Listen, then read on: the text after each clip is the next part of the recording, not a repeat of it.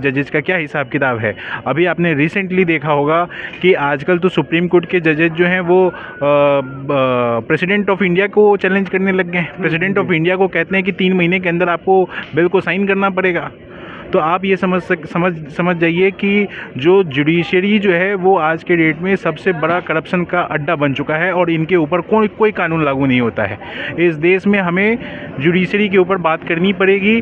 जो law ministry है, जो लॉ के पर्सन्स हैं, जो पार्लियामेंट में बैठे हुए हैं, उनको आगे आके इस पे बात करनी पड़ेगी। नहीं तो ये जुडिशरी टेररिज्म बन जाएगा। जुडिशियल टेररिज्म का वर्ड जो है वो देना पड़ गया है अब आज के सिनेरियो में। और इसके ऊपर जो है वो बात करने से सभी कतराते हैं कि उनके ऊपर कंटेम्प्ट ऑफ कोर्ट लग जाएगा, ये लग जाएगा, वो लग जाएगा। और ये बात सिर्फ कंटेम्प्ट ऑफ कोर्ट क्यों लग जाएगा, ये तो सारी चीज़ें प्रूफ है। आपने कैश फाइल्स मिले, उसके बावजूद भी कुछ नहीं हुआ। जगदीप धनखड़ जी जो हमारे वाइस प्रेसिडेंट हैं, वो सब क्वेश्चन खड़े करने लग गए हैं आपकी जुडिशरी में। ये जब तक कॉलेजियम सिस्टम नहीं खत्म होगा हमारे देश के जुडिशरी में, तब तक इस देश में सुधार नहीं आने वाला। वो पहला चीज़ होगा जिसमें जो कॉलेजियम सिस्टम खत्म किया जाए। और कॉन्स्टिट्यूशन पावर नहीं देता है कॉलेजियम सिस्टम को। ये प्रथा चली आ रही है हमारे, और ये प्रथा की वजह से अभी भी कॉलेजियम सिस्टम चल रहा है। तो हमारे देश में हमें कानूनों पे तो अब विश्वास नहीं रहा। इवन सुप्रीम कोर्ट के जज कह रहे हैं, एक जस्टिस ओकरा हैं, उन्होंने ये बोला है कि हमारे जुडिशरी पर से जो है लोगों का विश्वास खत्म हो जा रहा है। क्यों? क्योंकि 5 करोड़ के आसपास जो है वो 3 पॉइंट समथिंग का उन्होंने डाटा दिया था, लेकिन मुझे जहाँ तक पता है वो 6 करोड़ के आसपास केस पेंडिंग है।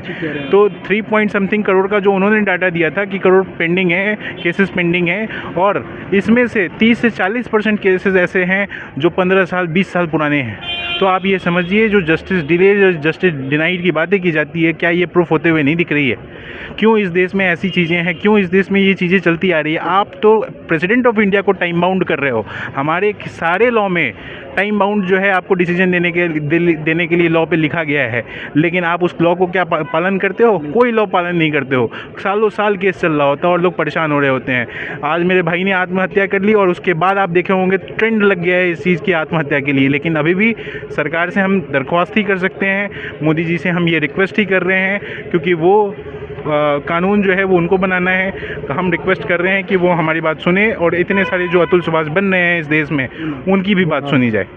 जैसा कि आपने देखा कि सिर्फ अगर मैंने इनकी बातों से मेरे को ये लग रहा है, और इस बात को मैंने पहले अपनी वीडियो में एक बोला भी है, कि अगर अतुल सुभाष जी को सिर्फ उनके बच्चे से मिलने दे दिया जाता, चाहे हफ्ते में एक बार के लिए, तो वो सुसाइड कभी नहीं करते। क्योंकि इमोशंस आदमी को जोड़ता है, ज़िंदा रहने के लिए मजबूर करता है। उसको एक उम्मीद होती है कि मैं अगले हफ्ते फिर अपने बच्चे से आके मिलूँगा मैं।